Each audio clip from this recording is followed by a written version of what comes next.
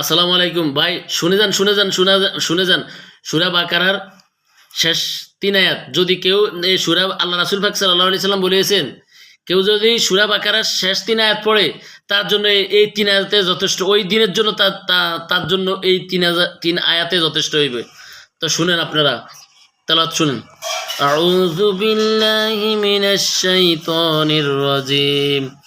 বিসমিল্লাহির রহমানির রহিম। لله ما في السماوات وما في الأرض وإن تبدوا ما في أنفسكم أو تخفوه يحاسبكم به الله ويغفر لمن يشاء ويعذب من يشاء والله على كل شيء قدير.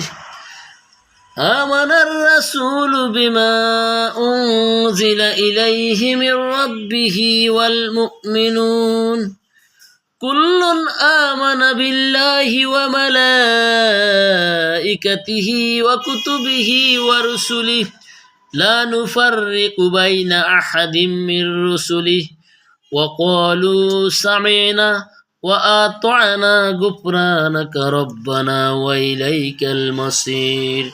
لا يكلف الله نفسا إلا وسعها لها ما كسبت وعليها ما اكتسبت ربنا لا تؤاخذنا إن نسينا أو أخطأنا ربنا ولا تحمل علينا إصرا كما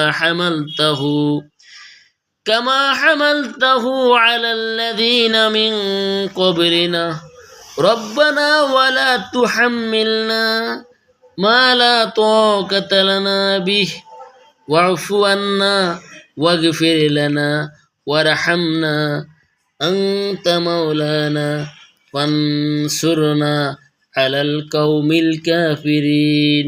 صدق الله العظيم.